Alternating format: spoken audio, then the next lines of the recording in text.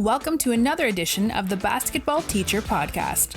Our mission is to bring you discussions on a wide array of topics in the coaching world to grow players on and off the court. You can connect with us on YouTube, Facebook, and Twitter, and also reach us directly through email at basketballteacherpodcast@gmail.com. Now, here's your host, Coach Mike Hernandez. Welcome back, everyone. Thank you guys so much for joining us here for another episode. As always, wherever in the world you're listening to us from, whatever platform you guys are listening to us on, thank you so much for tuning in. Thank you for all the messages you've sent the show's way, all of the questions, all of the feedback that you've given. Really appreciate all of you sticking through year after year on the show, whether you've been here since the beginning, whether you just joined us, welcome. And thank you for joining us here for a very topical episode, especially by the time this one gets released. We're going to be talking about keeping players kind of mentally sharp throughout the season and keeping our players focused and hungry and positive and making sure that they're ready to handle a really long season. Even at the high school level, we know that the season is really long for our players. You know, we're teenagers, we're with kids, and it's hard to keep them through the whole season and keep them on track and keep them mentally going, positive, sharp, and all that good stuff. And that's what we're going to get into today. So hopefully, as a listener, this is something that you really get into, because I know by the time this comes out, you'll be in the middle of your season and you might be wanting some ideas about how to keep players mentally sharp and keep your team on track and focused as it hits the home stretch of the season. So that's what we're going to get in here today. My guest today is the head boys basketball coach at Cranston High School West. Coach James Sweeney is joining us here today. Coach, appreciate you being able to carve out some time to talk to us today. How are things going? Very good, Coach. Thanks for having me. I'm really excited to have a great conversation about some important stuff. And, it's something that affects every single coach in America. We're all talking about stuff that we dialogue with other coaches throughout the year. And I think it's such an important topic. So I'm really excited to talk to you about it. Absolutely, Coach. Let's start with the introduction of you and your journey.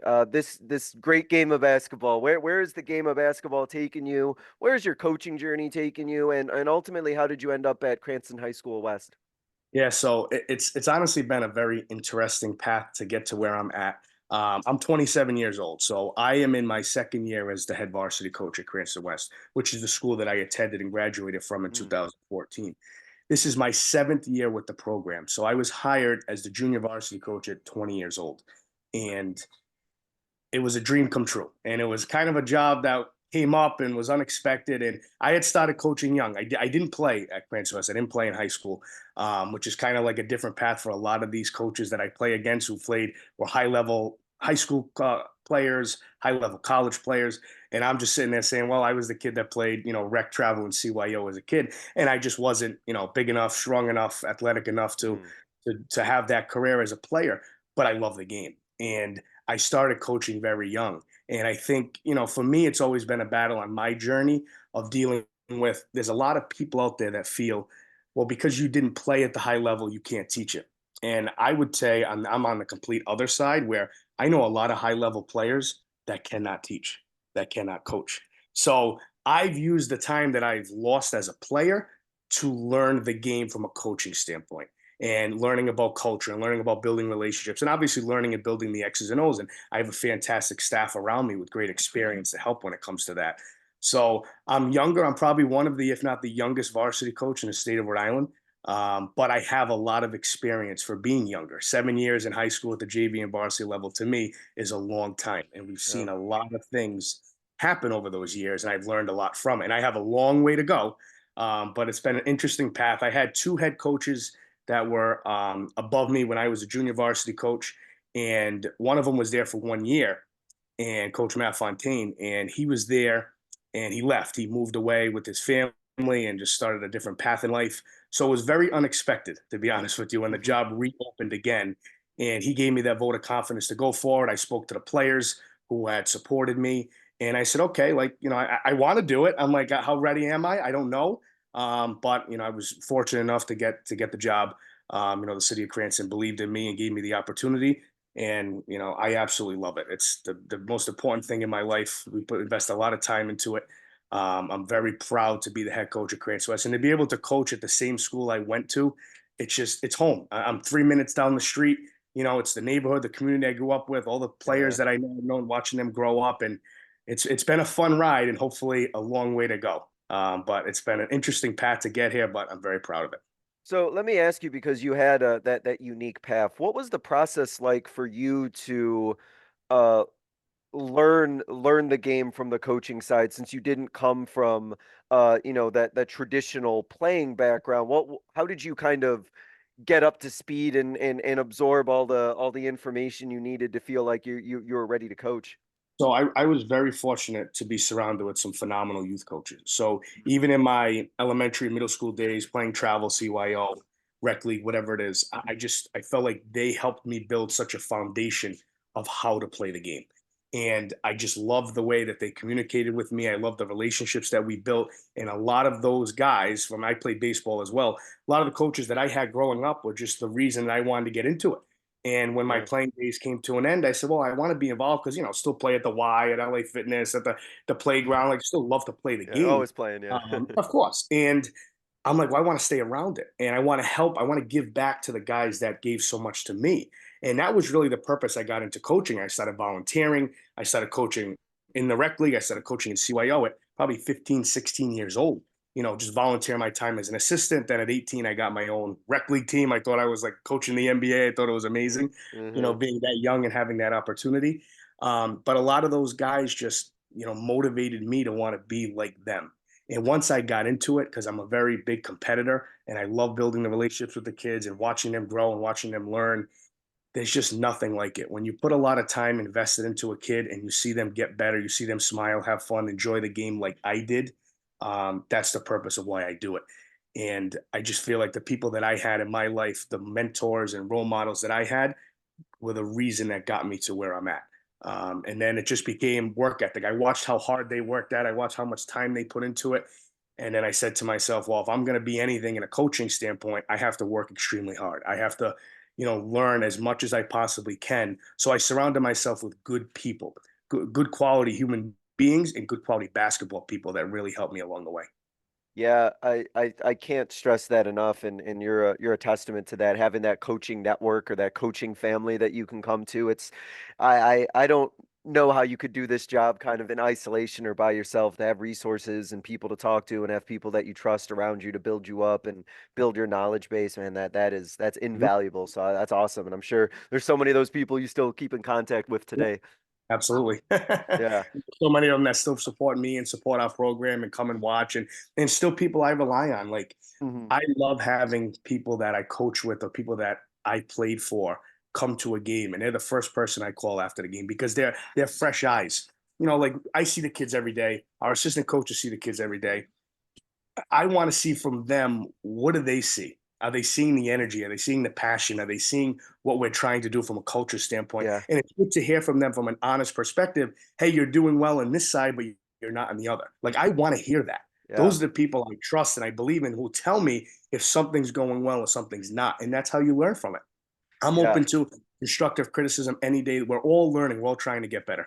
We're all trying to get to a level of, yeah, as good as we could possibly get. And if we're not willing to learn from others, then we're just going to stay the way we're at. And I never want to be that way. And absolutely, no, I 100% agree. That it's sometimes it's tough, I know, at the beginning to take that constructive criticism, but I It is. think one of the best things, to always keep in mind, and I know I've said this on here before, is if we're ultimately trying to do what's best for kids and best for players, we got to be willing to put our ego aside a little bit or a lot in order to do whatever those things are. So it's awesome to have those people that not only can give you that criticism, but I will do it in a way, where they want what's best for you and what's best for the program as well. So that's And awesome. I learned young and I'm still learning it now is, recognize who you take the criticism from and where it comes from. You got to rely on Oh the yeah. people that know you.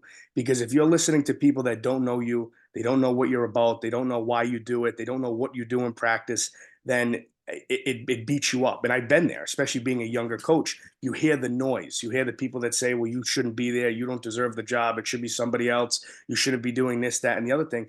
And at some point, you have to accept the fact that that's always going to be there. Hmm. That's just the way it is. And the majority of people that come up to you after a game and shake your hand and say, you're doing a great job, probably the same people that in the stands are saying you're not. And if you let that beat you up and if you let that be a part of your process and your development, you're never going to grow. Yeah. And again, I respect the people of others and what they think, and it's my job to do the best I can. But if I can lay my head on a pillow every night knowing we're doing everything we can for our student athletes, then that's the best job we can do. 100%. You brought up about culture, so let me ask you about culture, because that's always a talking point amongst coaches, and it's a big source of pride is talking about culture. So I wanted to ask you how would you describe the culture at Cranston High School West, and what was the process of getting it built up to where you wanted it to be?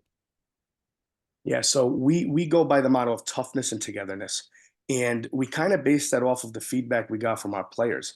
And again, being around the program for 7 years, I've gotten to be able to see the ups and downs of the program and what makes it good and what makes it bad.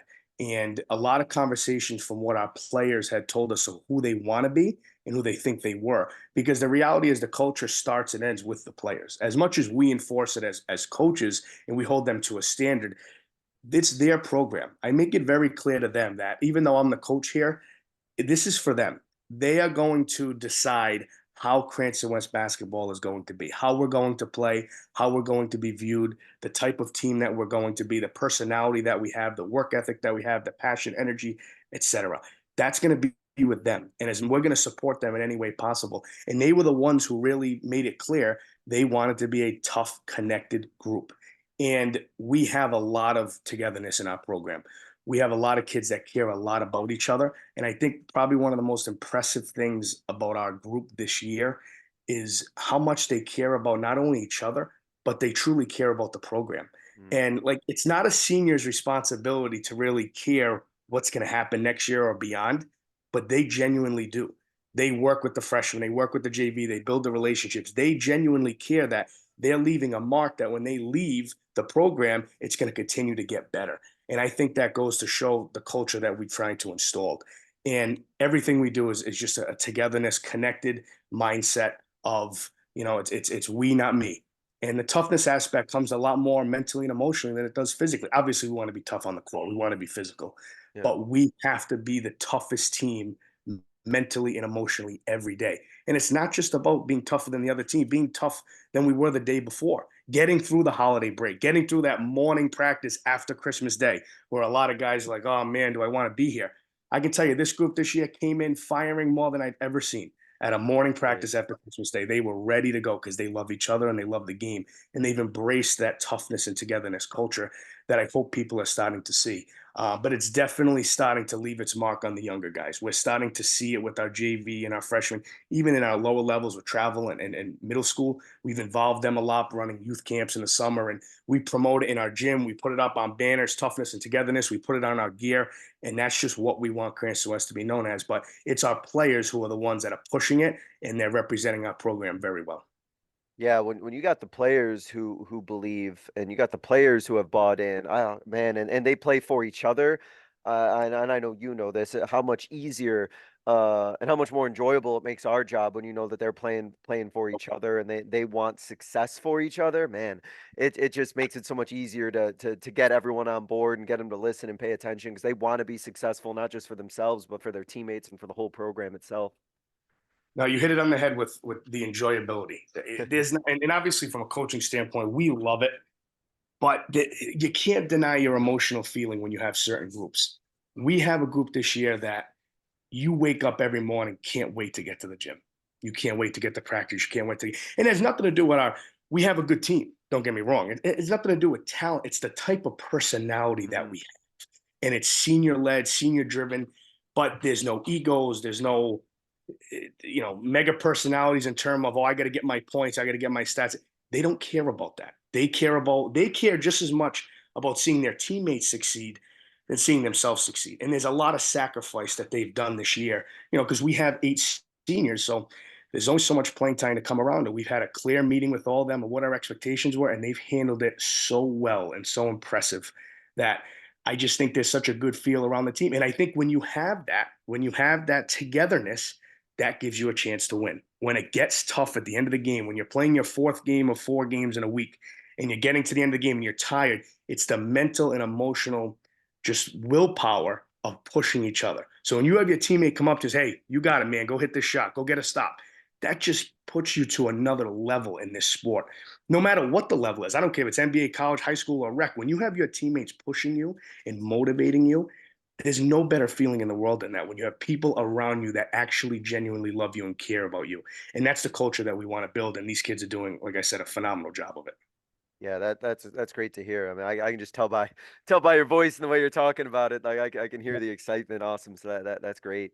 Um, so you kind of talked about and alluded to, the long season that of course that this is, especially going through New Year's and breaks and everything like that. So as we kind of think about the topic of, keeping our players mentally sharp throughout the whole season, let me ask you about in your experience, how do you keep players positive and how do you keep them like focused throughout such a long season, which we know the basketball season is? And in your experience, what are kind of the keys or the most important parts to make sure that they're mentally positive and sharp and on track throughout a long season? Something I learned young as a coach is you have to be genuine with your players. You have to be real. They're old enough and they're smart enough to figure out what's fake and what's real. When you get into the gym with a smile on your face and clapping and hey, how you doing, and getting everybody into it, and our staff does a fantastic job program wide of bringing positive energy every single day, even on days when it's very difficult to do it. And I made it very clear to our staff that we have to lead by example. Even when we have days, we have long days at work, or we're grinding through it. And even, even as a coach, you have those down days of, oh man, I got to get through practice. I'm not feeling great. I had a tough day at home, whatever it is. It's our responsibility to lead by example and to get them in a good mental state to play. So we play a ton of music at practice. We're always clapping. We're always doing a ton of stuff from an energy perspective to be positive with our players. And I think when we set that example with each other, they start to do it with their teammates. And I just think it's just showing them love and showing them that you care every single day, and giving them a hug. Hey, how you doing? How's school going? Everything okay at home? How was Christmas? Like, it doesn't have to be forced. It doesn't have to be fake, and it doesn't have to be all the time, because sometimes you can drown out a kid. Hey, how you doing? Everything okay? Like, sometimes kids just want to come and play and get away Yeah. from, but you do want to check in, give them a hug. Hey, what's up, man? Like, how, did you get through that test today? Like, it's just building the relationships with them and knowing who they are, and that they feel like, hey, I can go to practice. I'm comfortable, I'm loose, and I know coach has my back. I know he's going to push me and he's going to get on me and ride me like no tomorrow when I turn the ball over. But at the same time, he's going to give me a hug at end of practice and tell him that I love him. And when you have that type of culture, I think that's where a lot of positivity gets bred into our players. And that's where I think the mental side, they feel good coming in every day. They don't feel like, oh, we're going to go to practice and I'm going to get my ass chewed out from coach, and I'm going to get yelled at for this, or I'm going to do this, or, we're going to have to run for 30 minutes because somebody kicked it, whatever it is.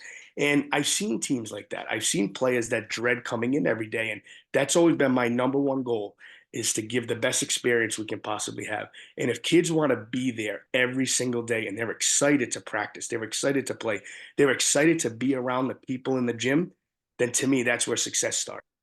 Then when you have that, you'll start to get the players and you'll start to build and start to win. But it has to start with the culture and making sure that they are mentally into it, because it's 4 months of a grind. It's 6 days a week.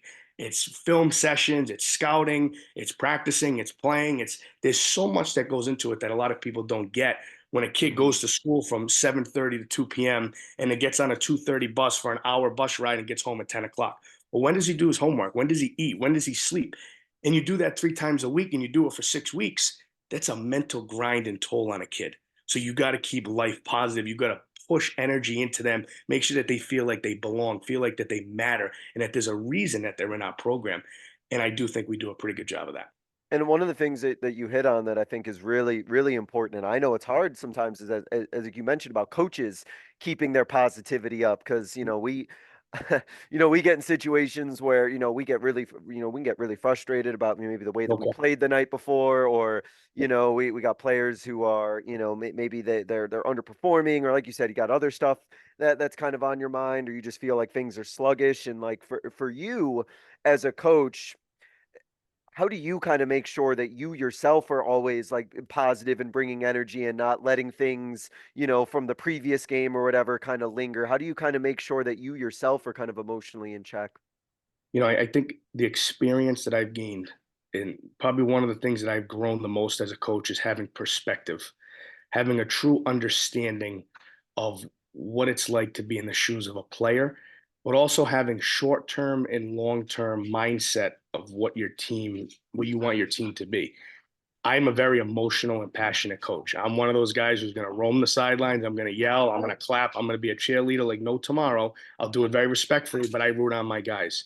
And I bring that every single day.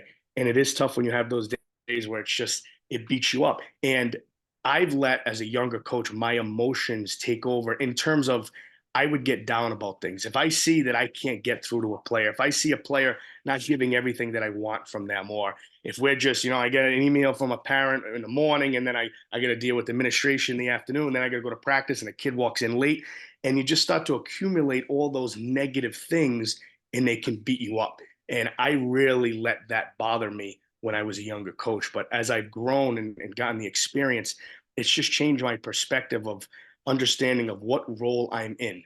And I have control and influence over how we're going to be in our program. If I'm going to let everything bother me from an outside perspective, then we're going to play that way. We're going to play scared. We're going to play slow. We're going to play flat because it starts with me. I have to be mentally tough enough to understand, hey, you have a responsibility to these 12 or 13 young men every single day, for Hmm. whether it's 1 hour, 2 hours, 3 hours, or if it's the entire day like it's going to be today. That's my so that's what I signed up to be. I signed up to be that mentor and role model and person that they can rely on. And I looked at myself in the mirror after some practices over the years and said, man, if I was a player, would I have gone up to me as a coach and asked for help tonight? And some nights I said to myself, no, I wouldn't have, because of my own attitude or my own mood or whatever. And I just learned to not take out what's going on in my life on them. I think a lot of coaches, and I'm a teacher as well, a lot of teachers do that. It can be hard and it can be overwhelming, but we have a responsibility and duty to our kids. And it's our responsibility to say, hey, you know what? I'm not having a great day, but I got to give it to my guys today for the next 2 hours. I got to battle through it because we ask the same of them. When we Yeah, we tell them do. they're having a bad day, they're struggling in life, they're struggling at home. Hey, you know what? We need you though tonight. Do it for Hmm. your teammates, do it for each other, do it for our program. So if I'm telling them to do it, then I better do it. And I better do it more than anybody else. So I just think coaches got to keep that perspective of like you got to pick your spots. Is reaming them out at 9 a.m. on December 26th that they don't care, is that going to have a positive effect for the rest of the season? No, it's not. Have an understanding and perspective of we have these days and we got to get through it. And sometimes you just got to sit them down and have a conversation. Hey guys, disappointed in our effort today. We didn't play well enough. We got to get better. We need better leadership. This is how we're going to do it. I'm a solution driven coach. I can't stand coaches who make excuses and blame it. Oh, we don't have this. We don't do that. We don't do this. Either make it better and find a solution or get another job. It drives me crazy because we push on our kids. No excuses. No excuses. Play the game. Don't worry about the officials. Don't worry about the stand. Don't worry about have the tunnel vision. So we got to do the same thing as coaches. And I think we just need to make sure that we hold ourselves accountable the same way we hold them accountable. And if we're preaching one thing to them, but we're not doing it on our end, the kids see that. That's when you have to be real and you have to be genuine, or they'll see right through it and you'll never be connected and you'll never have a team of togetherness. I think that's so important what you mentioned about, the things that we expect out of our players. We absolutely have to be showing ourselves, especially if we're asking teenagers, right? We're asking kids to, be mentally strong and put away whatever happened previously, the previous day or in class that day. Like, if we can't do it and we're the adults and we're the role models, how can we expect our players to do it, especially if they're the ones looking up at us as an example? 100%. How do 100. you use you kind of mentioned how in practice, right, you kind of check in with players, but I wanted to ask you about the process of kind of checking up mentally on your players and how do you kind of gauge the temperature of your team and gauge the temperature of your players to kind of check in with them and make sure that Yep. things are going well and doing well? Is it the check-ins before practice when they're warming up? Is there more to it? What is that like? I think it's honestly you have to know your personnel, you have to know your players. The foundation starts with building relationships. And like I said, I've been in the program for 7 years. I grew up, born, raised, and will stay in this community as long as I'm welcomed here. I absolutely love the city of Cranston, living in our community. So I have a good understanding and a lot of background knowledge of our players and background knowledge of their parents and their families and where they come from. And I know a lot of their personalities. And I know certain kids that I have to check in on daily and make Hmm. sure, hey, everything going on okay at home? Do you need anything? Do you need a ride? You need support? And then there's some kids who I know I could check in a couple times a week, once a week, whatever the case may be. It's kind of a individual based situation when it comes to how you do the check-in. I might pull a player aside inside the coach's room by myself and have a good conversation about what's going on outside of basketball. Some kids I might just pull around with stretching. Hey, what's up, man? How you doing? Everything good? Oh, I'm ready for practice. Okay, awesome. And then my assistant coaches do a fantastic job of it too. And that's some of the stuff I've learned from coaches I've had in the past. Engage with your players in downtime of practice. Don't just sit there and go sit on the bleacher or go sit on your phone or go sit with your clipboard taking notes. You're stretching. We're a 2-minute drink break. We're in between drills. That's a great opportunity for not just me, but our entire staff to go and talk to our players and just have general conversation. I never realized as a young coach how important general conversation was to being with the kid. You learn so much about them that you never realized. Things that they like to do outside of basketball, things that they do at home, jobs that they have, friends that they have, events that they went to. And then you start to build that dialogue with the player. And then once you have that background and understanding of where they come from, what they do outside of the sport, that's where the check-ins can really be very important and come in. But you kind of have to have a feel, and I know our kids so well, but they also are still kids. They do a great job of Hmm. hiding things. I'll hear Yeah. information outside of our team. Hey, so and so's going through a tough time. So and so's having issues with their family in class, with the girlfriend, with this, that, the other thing. And I'd say, wow, I didn't notice that. He's having great practices. But then you're like, well, you know what? That kid's really battling through it. Like, think about the credit that kid gets for, just coming out and practicing hard every single day and not letting that stuff bother him. But as a coach, you have to have the perspective of, but it is bothering him because he's a kid. He's emotional. He's passionate. He cares about things outside of basketball. So that's where, hey, listen, I heard some stuff going on. Just know that I'm here from you. If you need anything, please come and talk to me. It's just simple stuff like that. That is where you grow the bond with the player, and I think keeps them mentally sharp and mentally happy and positive, knowing when they walk into the gym, they're with people that have their back, not just on the court, but off of it. I think it's crucial to any successful basketball program. What you said about those check-ins and those conversations you have, and like even in a water break, man, it's so true because it made me think of a time when a player during a water break, were having a general conversation, and they just mentioned how, one of their parents had gotten into a real bad car accident. I would have had no idea unless they had Right. mentioned it to me. And then, to see them like battle through practice and still, work as hard as they did. And I wouldn't have known that anything was different. But like you mentioned, right, the credit to some of these kids and the things that they go through or the things that they do that, if you don't have those conversations, you'll have no idea. And then just for them to even be willing to share that with me just kind of made me think as a coach like how important those relationships are, where a player even feels comfortable saying something like that to me. It's like, but if you don't have those conversations, like you said, you'll never know, and there's so much that you'll miss, whether it's major things like that or even something fun like a player getting like a new pet, or maybe they got an A on a test or something, right? Yeah. But those are the things, by having that conversation, they'll remember that, right? They'll remember that their coach asked about that or talked about that with them, and so much trust building comes from there. I think and it's a society thing. It's not just coaching, but I think we neglect the fact of how important it is to check in on people, but how many people are just dying to have a conversation with somebody and tell them something, whether it's positive or negative. Like just someone to say, "Hey, coach, I got a new car. Coach, I got a new door. Coach, I got an A on my test." Like just being able to be in that relationship in that position with them, like how good that, I mean, how excited do you get in life? Like I do too. Like, hey, man, I can't wait to call somebody. Hey, we won a big game tonight. Like I feel great. I can't believe we did it. We won at the buzzer. Like when you get to express that with your words and your emotions to anybody, it just makes you feel so much better. And I'm an elementary school teacher. I do phys ed during the day, and the biggest thing we see is how important it is that those little kids want to tell you everything. Hey, Mr. Sweeney, you're not going to believe what I got for Christmas. I got this, that, and that. Like it just matters so much to them that you look them in the eye and you listen to them and smile. Say, hey, that's awesome. I hope you deserve it. Whatever you say, like those little things are so important.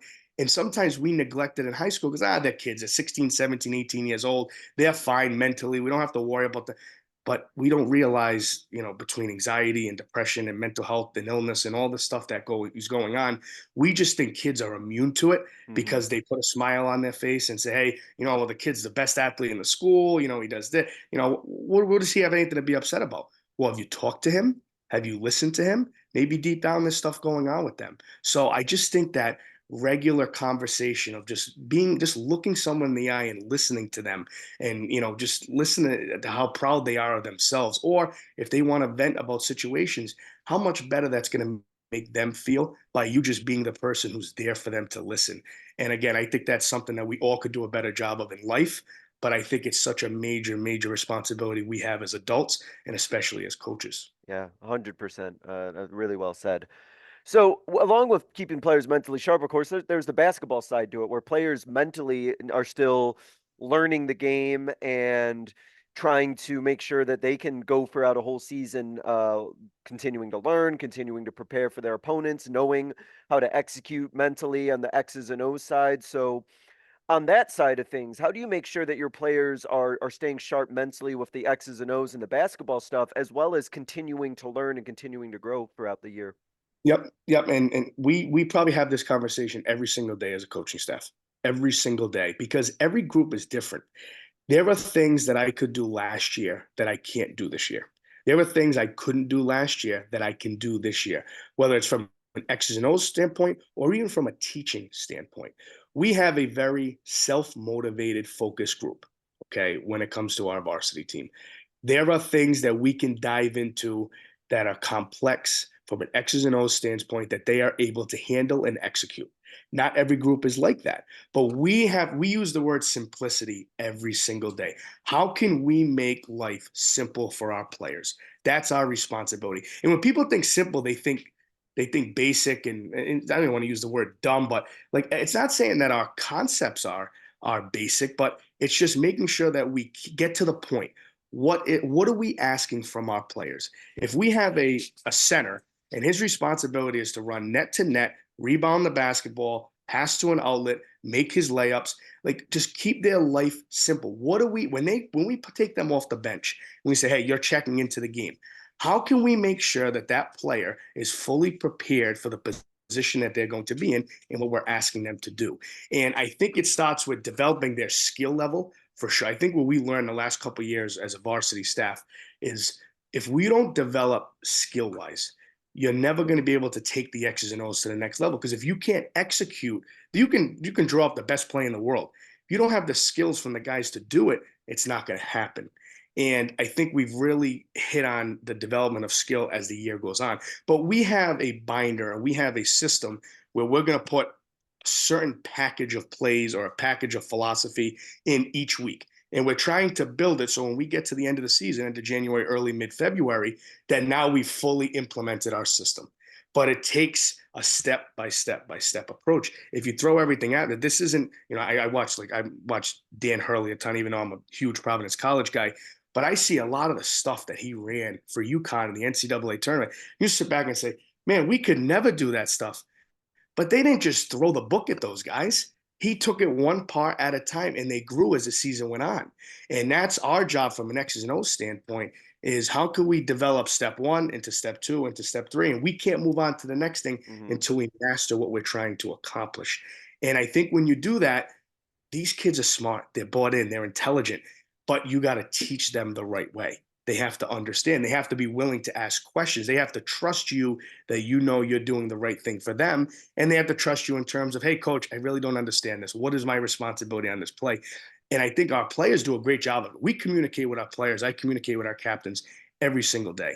And we don't have any players that are afraid to say, coach, I don't understand this. Or, coach, am I supposed to do this versus this? That's the relationships we build, and that's what we can build our X's and O's every single day. But if you throw everything at them, most schools, at least from my perspective, it doesn't work. You got to go step by step, part by part to get to where you're trying to get to. And you also have to be willing to adapt. Like there's a lot of times we come into a season and us and our coaching staff, we sit down in July and say, this is how we want to run offense. And then 6 games in, we say, well, we're not doing this properly. We got to change it. We got to change on the fly because we got to win games. So how can we put our players into the best position possible? That's how I coach from an offensive, defensive standpoint, not only scouting and personnel wise and matchups, but also what do our players do well and how can we maximize their ceiling? How can we make sure that they're doing what they're capable of doing in a confident way? And that could change on a daily basis. But you got to have kids that are focused and willing to adapt, and you have to be able to trust each other to be able to grow from an X's and O standpoint from November to March. And I always like to ask this question to coaches. I'm always curious about the process of this. And so as you mentioned, you know you're doing a lot of scouting. You're out there watching a lot of film, live scouting as well. You're out there watching competition. How much of that you personally are taking in about your opponent are you then communicating to your players, and like how much can your players handle of all that information, or how much do you have to, I don't know if simplify is the best word, but give them kind of like the basic notes No, that they need. 100%. And it's also keeping in perspective that it's still high school basketball. They're still kids. So they're learning just as much as we are. We're not dealing with pros here. So you do have to keep things simple. I think making sure you have individual conversations. You know, we've had moments like before in the classroom, before a game, we run through everything that they do. I used to put the book on a team. And then after the game, I said to myself, well, the game lasted an hour and 15 minutes. And, you know, and half the stuff I talked about in the pregame, they didn't run. They didn't run that baseline. They didn't run that set. They didn't run that defense I saw they play the night before. So you do have to simplify. And we focused more on personnel and matchups versus more than what the other team runs. What are the tendencies? Okay, you're playing this guard who likes, you know, the two dribble pull up at the elbow. Hey, he's a catch and shoot guy. Any space, he's going to, and have individual conversations at practice the day before and pregame, where I'll pull a guard aside and say, hey, this is your matchup. And we'll take it on as assistant coaches. And everybody will get a matchup. All right, you know, this coach will take the guards. I'll take the bigs. We'll take the guys on the bench when they come into the game who they expect to face. And keep it very simple in terms of who you're guarding, what's their tendencies, what makes them good, what can we take advantage of versus more of, hey guys, when they call out, you know, head tap, it's going to be a double stagger into a post. The kids are going to get lost because it's too much information. So you got to keep it to the simple part, and you got to motivate them to win their matchups. Play together on defense. Hey, you got a big matchup tonight. You got their leading scorer. This is what he's going to do. This is how he scores the basketball. This is what you need to be successful. But then it's the mental side of, hey, take on that matchup. And we've been a very good defensive team early on in the season because our guys have embraced, I'm not going to let him beat me. I'm going to do my responsibility. I'm going to do my job and win that matchup. Or I'm going to make sure that I have my teammates back and I'm going to help over and I'm going to take that charge and make sure that, you know, if he gets beat, that I have his back. So again, just keeping it simple in terms of what do our guys do well? What do their guys do well? How can we exploit it? How can we take advantage of it? But at the end of the day, we got to stay true to who we are. If we try to focus so much on what the other team does Yeah. and not what we do, then we lose ourselves in the shuffle. And I kind of lost that a little bit. You know, getting to high school, it's like, oh, go out scouting. This is amazing. I'm taking notes. I got binders on. I get, you know, Google Sheets of players who are coming back this year, what they did against us last year. But the reality is when the ball gets tipped up, it's a team that's going to execute and the team that's not. The team that's going to make many mistakes, the team that's not. So I try to keep the focus on us as much as possible. Hey, we play our game. We do what makes us good. We rebound the basketball. We defend the 3-point line. We make layups. We make free throws. We win games, regardless of who we're playing. You know, if Yeah. we don't play well, if we don't execute what we do well, we're not going to beat anybody. I could have the script on every single player in the state of Rhode Island, but if we're shooting 40% the free throw line, we can't make a layup. It doesn't matter.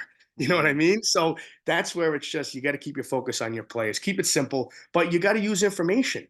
Like sometimes you can't not scout. You got to go and look at it. You got to do your matchups, and you know you try to get as much information as you can. And it becomes a chess match. There's a lot of good coaches in this area. A lot of guys have been around a long time. Like I said, I'm the younger guy, so I'm the newbie. So they don't have a book on me just yet. But there are guys who've done a lot of the same stuff for a long, long time, and they do it really successfully. And there's a reason for that. Yeah, and I've found, because I agree with you. I've done the information overload before, right? Where I like have like I'm ready to give them like the 500 page, book on a team. But I've also found the two that I feel like with teams I've done that before, they feel like that my players feel like I don't trust them, or like I don't trust that they can like execute and do well. Like I have to Good point. over prepare them because like, and I have to Good point. control everything because I don't trust them to run what we run or do things properly. And Yeah. I don't know if they've ever expressed that to me verbally, but I can almost tell in their body language, like, oh, you got to give us all this because you don't think that we know what we're doing. And I'm like, ooh, I don't know if that's the message I want to communicate to them either, but it You does can happen. replay it really well. There are times and moments before if I'm in a timeout and I draw up a play, I can tell you right then and there if we're gonna execute or not. I could just tell by the eyes looking at me if they are got you, coach, we're good, or can you run that one more time? The big eyes come out and you're like, oh boy, I know that they don't get this, and they don't hide their body language very well in terms of if we know if they understand something. Or you run a drill, hey guys, we're gonna do this, the other thing. We don't set up, we don't show it. The first guy's up. Oh, you know what you're doing? Yeah, coach, I know what I'm doing. He doesn't know what he's doing. I could tell just by looking at him. He's looking around, looking for help. So you can kind of get a read from your players. It's actually pretty funny to see and know that they know if they got you or if they don't. Yeah, yeah, absolutely. Um, when do you kind of decide as a coach to kind of put on the gas and really go all in versus having to kind of take a step back and kind of give your players a bit of a refresh or a recharge? How do you kind of balance where when it's time to kind of step on it versus time to like kind of let off a little bit? You kind of balance, how you schedule before the season. Like I Mhm. have every single day mapped out from the first day of tryouts to the state championship. And when we would practice, where we would practice, how we would practice. Not so much the plans, but have an idea of, hey, all right, you know what? We have a Monday, Wednesday, Friday week, but we don't play to the following Wednesday. We might give an extra day off here. Like next week, we like I said to you before, we play next Friday, our first league game after the holiday break. So we'll practice Tuesday, Wednesday, Thursday. So we have 3 days of prep. So Tuesday might be after a couple of days off for New Year's, might be all right, we got to get a get back day. Like we got to bring Yeah. it. We got to work the conditioning. We got to work defense hard. We got to work closeouts, taking charges, hustle drills, stuff like that, because that needs to get us back into the flow, get us back into the grind, and we have days to do it. All right, Thursday might be more of a prep day, a scout day, a walkthrough, jump shots, free throws. Make sure we're all on the same page, X's and O's, Y's, get a little sweat in, and keep it easy and quick. But at the same time, it's easy for me in the middle of October to say, all right, I want to take February 4th off because I Yeah. think it's going to be a long week. But then we get to February 4th, it's like, oh my God, we just lost by 15 points last night. We had 25 turnovers. We have to practice tomorrow. So you also kind of have to feel your team out. And it's funny, I had a kid this year for the first time ever. And then I said, we're such a great group. And it was early on. We had a tough tryout, tough week of practice, and we ended up getting an off day. Or I threw in a random off day in like the second week of the season. I just felt like we needed a little mental break. And one of our seniors had texted, Coach, thank you so much for the off day. I really needed it. I can't wait to get back to practice tomorrow. And you just kind of have that feel with your players. You kind of have to read them. Like I said, we're a high energy group. These kids show up the day after Christmas dancing and jumping around and shooting free throws. There are 30 minutes before practice. I'm like, man, I never had a group like this. So I know when we get to a Thursday night, 7 o'clock practice after a game night, and we don't play for 4 days, and they just give me that, I can tell they're a step behind mentally, physically, and emotionally. That's where, as a coach, you kind of have to know your players and know, you know what, maybe tomorrow's a film day. Maybe tomorrow's Mhm. film and let's get some pizzas for the guys. Maybe we have an hour shoot around practice. Let's go out to dinner. Like sometimes you also have that, like, you just need a team night. You need to just say, hey, let's get together. Let's not talk. Let's go bowling. Let's not talk basketball. Let's go watch a game. Let's go just do something as a group and have some fun. And I think that's where you just kind of have the pulse of your team. But I think that I've been a huge proponent of that.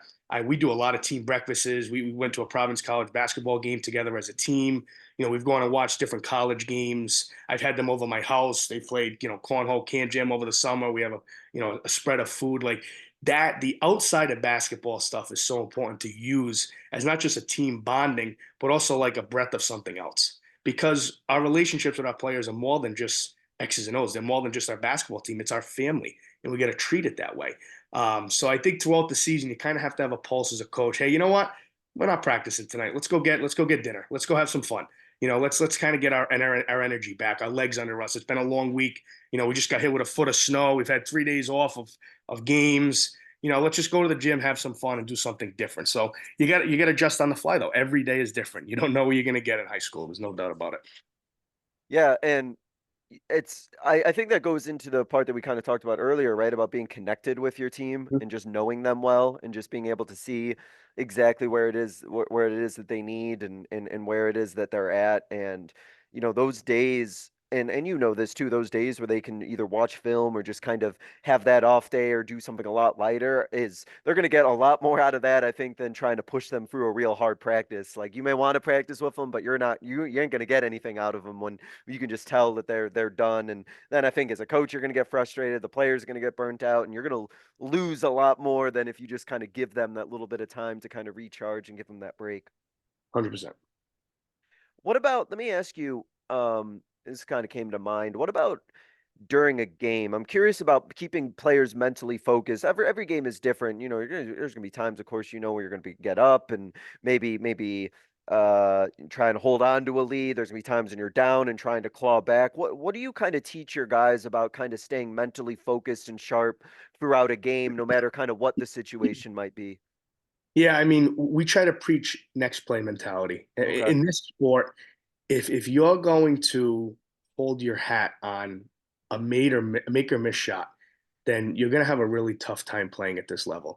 And that's in a positive and negative way. If you're going to say, hey, I hit my last shot and I'm all focused on the fact that I hit a big shot, and then you don't get the stop on the defensive end, well, then that shot didn't matter. But if you also miss a three, and it's so funny we're having this conversation because I just had this talk after the game yesterday with our players. We struggle from three. I mean, we were missing, we couldn't hit Ocean if we fell out of a boat. But there wasn't one player on our team who didn't play defense because they missed a shot. And I gave them a lot of credit for that because there's a lot of times you can miss a shot badly. You're in high Hmm. school, you hit the side of the backboard, you hit the kids in the stands, oh, we have ball, whatever. You jog back on defense, and you try to hide. Our guys went out and said, no, I'm going to get it back. I'm going to take a charge. I'm going to get a steal. I'm going to make sure my guy doesn't score and I get the ball back and I get my opportunity again. And I think that's just the understanding of we have to understand the long haul of this game. And games are not won in the first, second, third quarters. They're not won with 2 minutes left in the fourth quarter. It's won at the buzzer. And trying to get them to trust each other, stay together, good and bad. When we're up 20 points, my message to our players, stay together, execute what you need to do. When we're down 20 points, stay together, execute what we need to do. The message stays the same regardless of the time and score. There might be certain situations where you're trying to speed the game up, slow the game down based on up or down in that situation from the time and score perspective. But the message stays the same. Execute what you do well, do what we're asking you. And a kind of a phrase I've used with our team all year is excel in your role. Excel in what we're asking you tonight. And I think that's what made our group so enjoyable this year is I have guys who play 15 minutes on Tuesday night and then they don't play Thursday night because it's any given night. So are you ready to play when your name is called? And they've done an outstanding job of that. And that's where the sacrifice comes in and the understanding that what you did on Monday is not going to do anything for you on Wednesday. But keep your confidence, good or bad. So I think just keeping the messaging the same, what clicks with your team, what phrases, what words you use that kind of refocuses them. And hey, you know what? We were up 14 points. We got 2 minutes to go. And now we're only up six. Like, well, what are you saying to your team? What messages can you pass along to them that hits with them to kind of refocus them? All right, we've turned the ball over 3 times in a row. Hey, let's talk about our ball handler. We're talking about, what driving kit, whatever it is. It works for every single team. But I think the messaging overall is the same and trying to keep them level headed. Like I said, I'm a very emotional coach. I can, in a positive way, can affect them emotionally. I also have the effect that I can negatively affect them emotionally because I wear my emotions on my sleeve, and I've tried to lessen that, especially from a negative standpoint. After we make a mistake, it's more encouraging now than hands up in the air, like, oh my God, what are you doing? Now it's, hey, get the next one, get the stop, and then execute the next play. So that's where I'm trying to change, and that's where my messaging has changed based on the situation that you're in.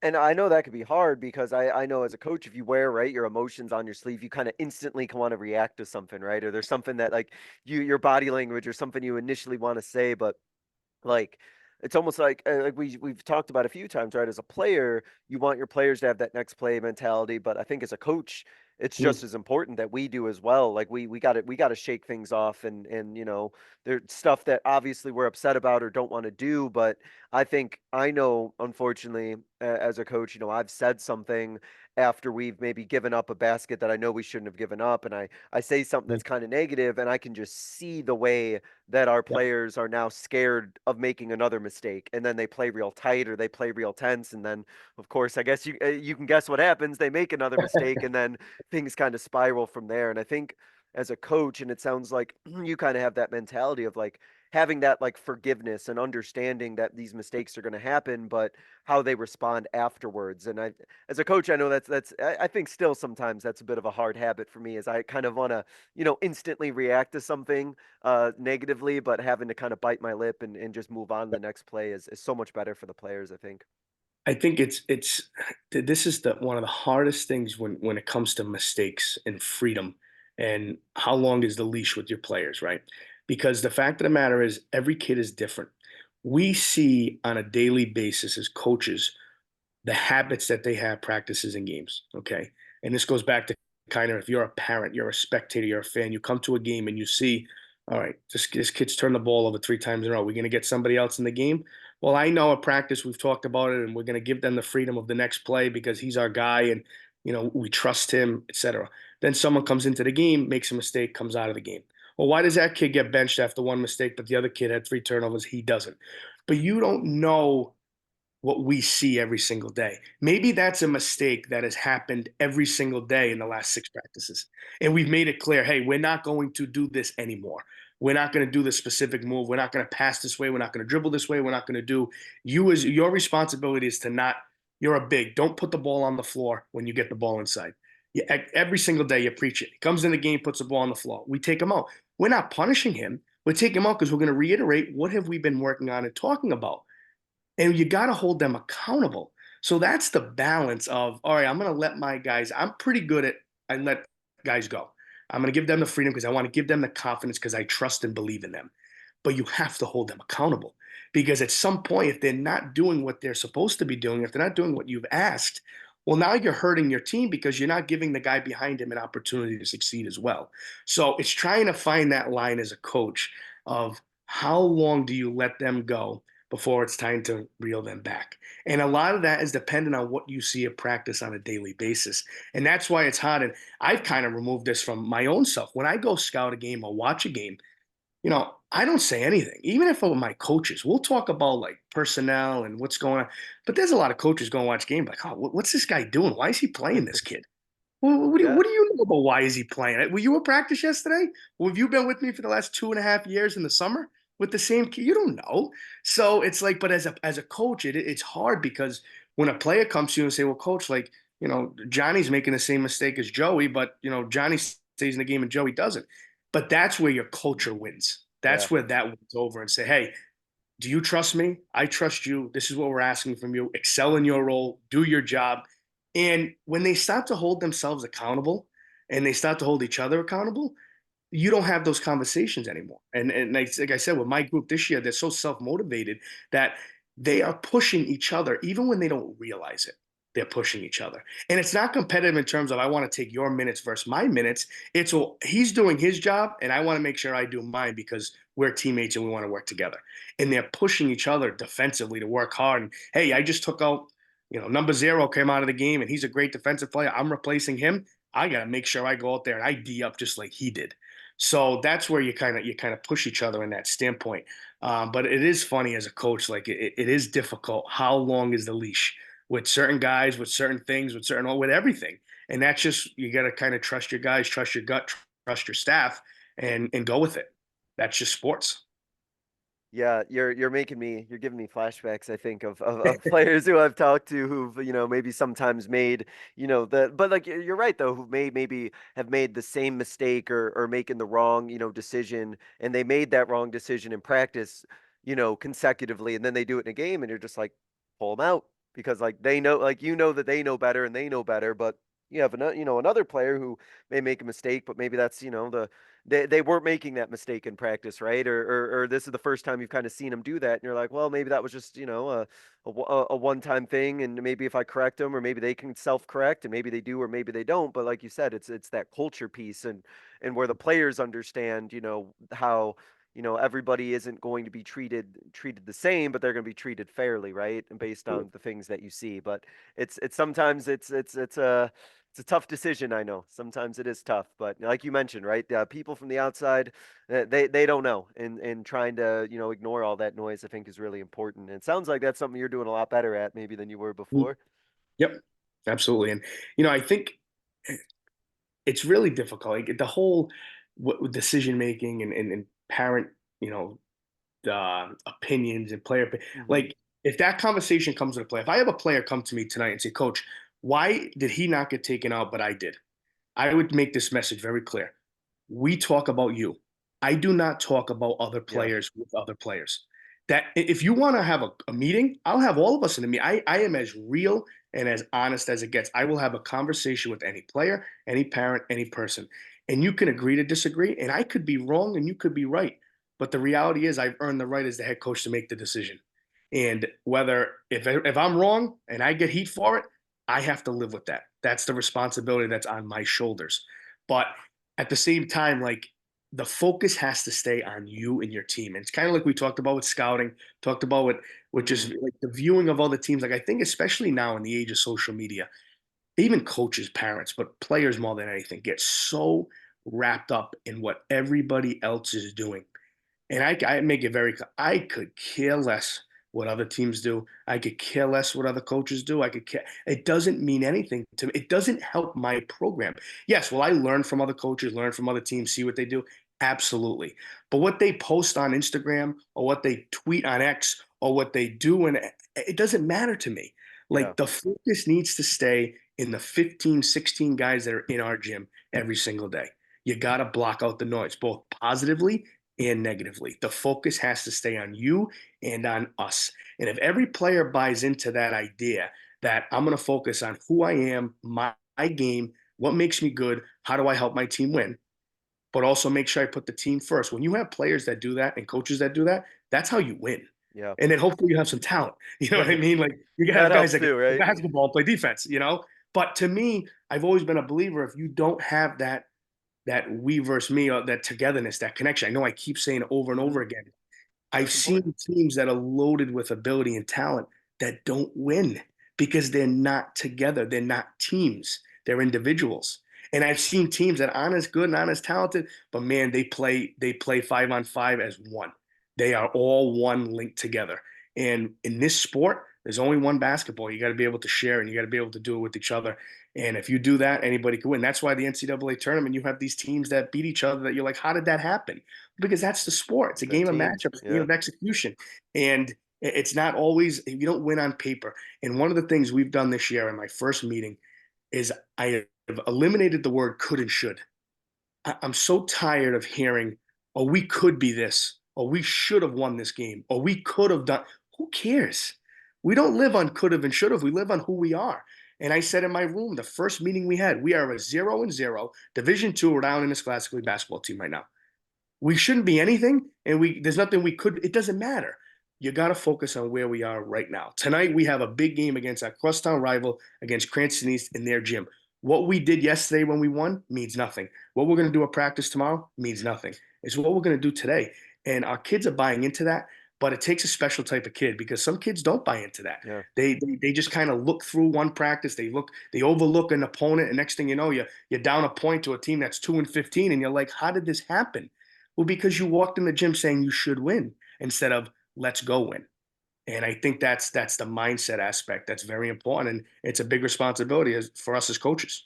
Yeah, no, that's great. That's such a it's funny because I'm coaching later today versus a team where I'm pretty confident we should win, and I'm thinking about all these things you just mentioned now, right? Yep.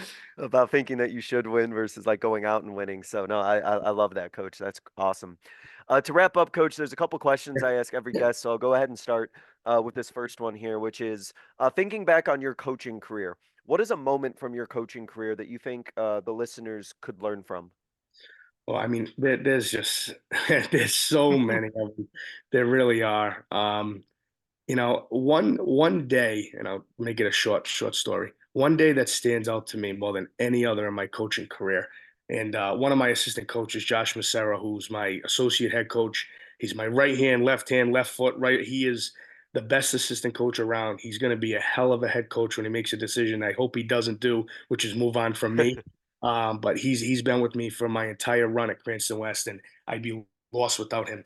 We were coaching JV, and we were in a tournament. This is February 2020. This is right before COVID, and we are in the quarterfinals at an 8 a.m. game, 45 minutes away on a Sunday. I am up all night, just a complete disaster. I personally think I had COVID in that moment. Like, it was around, we didn't know it. Whether it was COVID, the flu, I have never been so sick in my life. But because I'm crazy, I coached the game. And that's when we wore suits back in the day. I don't know if you still wear them. No, Um, I've moved past those days, but one thing I about remember. COVID is moving out from the suits. But in that moment, that's what I wore. But that day I wore a jumpsuit. I wore sweatpants. I'm like, I can't, I'm dying over here. Make a long story short, we win that game. We beat East Greenwich, who we actually beat last night, a team that we hadn't beaten in years. We beat them in the quarterfinals by about 3 or 4 points. We sit out a couple hours. We go and play Burrillville in a Final Four game semifinal, who we hadn't beaten in years. We beat them by 2.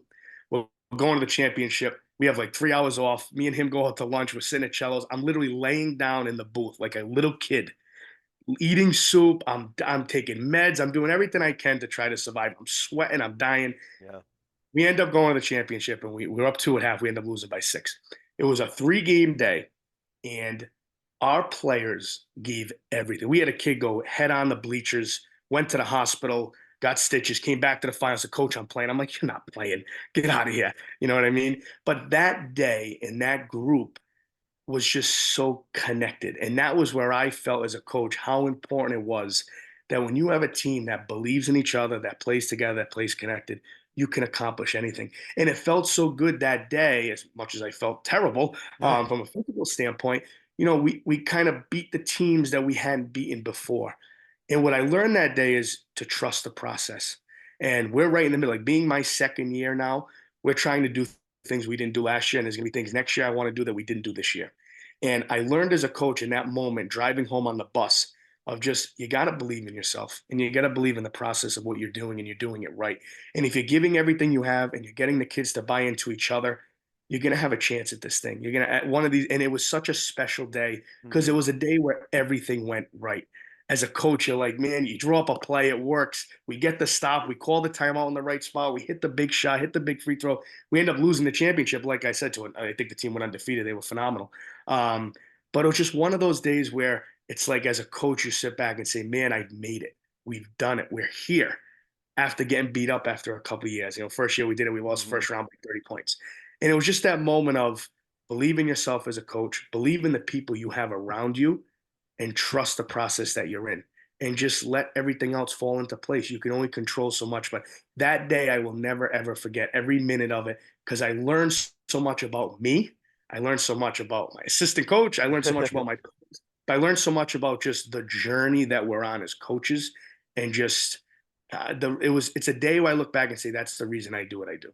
Those days I'll never forget. And that's really what we're building. We're building relationships and memories. That's all it is when it comes to coaching. They're not going to remember who I am 100 years from now. They'll have 10 new coaches from Cranston West. I will be irrelevant, but I can always live with what we've done and what we've accomplished together. And I just think that's so important.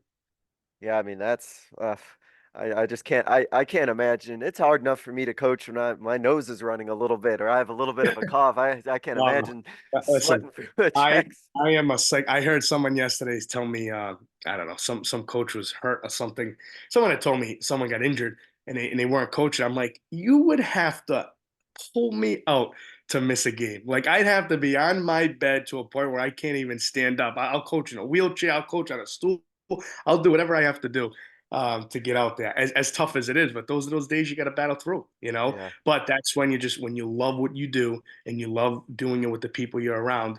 It becomes your whole life. Yeah. And middle of our season, we go to bed, we wake up thinking about the same stuff, and Mhm. it's the day-to-day grind of it. But there's nothing like it. There's nothing like it. All the bad days are all worth it for that senior night. Oh When yeah. you see your kid for 4 years, you give him a hug and thank him for what he's done and their families.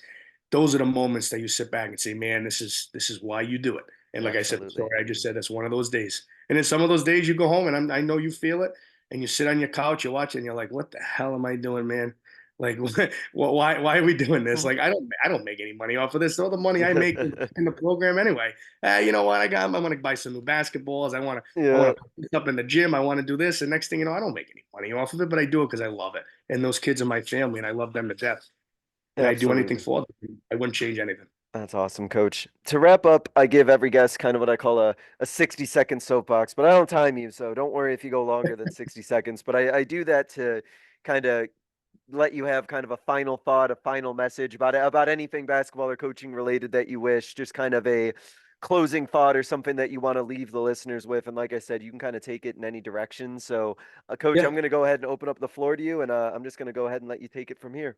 Well, the first thing I'd say is I thank you for not only having me, but thank you for what you're doing. I think it's awesome. I think this, I got to listen to some of your podcasts too when I saw your Twitter, X, whatever it is now, and I think it's so good. I mean, from a coaching perspective, we try to use every single resource we can. I mean, I watch more videos, listen to more podcasts. I'm on YouTube constantly. I'm on Twitter constantly watching plays and sets, and like sometimes you get overblown with information, but I love the conversations about culture. I love the conversations about kids and relationships and beyond basketball. Like as much as I love diving into the X's and O's, don't get me wrong, sometimes it just gets so much. But when you have that just conversation of talking about just kids and what they mean to you and why you do it and the whole purpose of what we do in our lives, I just think it's so awesome hearing the stories from people that are in the same roles as you and I are in. And sometimes you feel very lonely as a coach. There's those nights where you just go home and you lose a game, you don't play well. You start hearing the words in the crowd, you start hearing some negative thoughts, and you sit back and you feel like you're the only person in the world. But then you have those days where you battle through it and you understand other coaches like you and I talking today about things that we see and what we think about and how we're so connected when it comes to that dialogue that it's just incredible how many of us there are out there. And, we're not alone in this world. There's a lot of our coaches Mhm. that are sitting there at their desk at 10, 11 o'clock at night on a Friday night after a big game and are questioning things and questioning who we are. But I just think the coaching world in general is so important and it matters so much. And I just think we need to keep good people in the industry as best we can. Unfortunately, we've just seen so many people get drowned out from negativity or from parents, administration, or whatever it is, and it's sad. And some people it's deserved, some it's not. Mhm. But I think as coaches, we have to realize that what our responsibility is, and the best job that we can do for our players, and just keep the focus on the stuff that matters. Keep the focus on your players, on your families, on your experience. Like I said, I could care less what anybody else does. Things that I just like my job. I spend too much time to worry about what other people do and what other schools do. Amen. I do what I think is best for my school, and it might work for us and not work for someone else. And they say, "Oh, you're crazy. You do that stuff." Well, because my kids love it, and my kids want to do it. I do it for them. And there's things other schools do. They say, "Man, that's pretty cool," but I don't think it's going to work for us. Like just keeping the focus on who you are, be the best person that you could be respectful, but play with passion, energy. Like I said, if you see me coach, I'm out of my mind. But I do it because there's nothing better than watching a kid get better and succeed. Like, and I'm sure like you get that bottom end bench kid who's been in the program 3 or 4 years, good kid, works so hard. When you get him in at the end of the game and he scores a basket or he takes a charge or he Oh yeah. executes something, there's no better feeling in the world. And some people take it as like, you're up 25 points and there's 30 seconds left and my kid buries a three. Damn right I'm going to be losing my mind for that kid because I watched that kid go to a practice in games and sacrifice every single day to get that moment. So I'm not trying to be disrespectful to the other team, but there's no one who's going to cheer on their players more than me. And I think every coach should be that because you've invested time and life into these people, into these kids to see them in these moments. And there's nothing better than that, win or lose. If you're holding a trophy, only one team can win. And I don't know, 50 Mhm. schools in the state of Rhode Island. I'm sure like we're so small, but like there's gonna be 49 teams that I guess are gonna be pretty disappointed. But if you're judging success or failure based on if you're taking a trophy home, then I guess we're all gonna fail Oh yeah. because Can't more judge than it that way. 1% of the people are gonna win. You got Uh-huh. to judge it based on the growth of your program. And I say it every year. If a kid graduates and comes up to me and says, I enjoyed playing basketball at Cranston West and I love being here, then we've done a good job. That is a championship, right? Yeah, right. In and of itself, to have that. No, that's awesome. Now, if he says that with a ring on, it's gonna Hey, feel hey, good. no, that's that wouldn't that be that much better? Yeah, a little But jewelry it with them, does. right? That's what matters.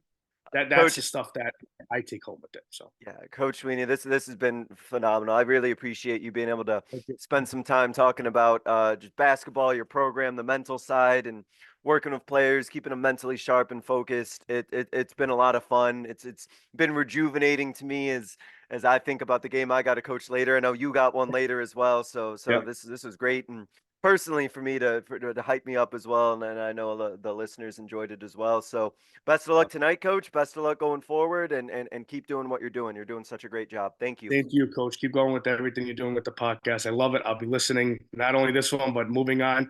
You got a new supporter and follower, and I can't wait to promote you and what you're doing. Good luck tonight. Let's get 2 dubs, all right? All right, love it. Appreciate it. Thank you all for listening. This was another edition of the Basketball Teacher Podcast, and we will see you guys next time.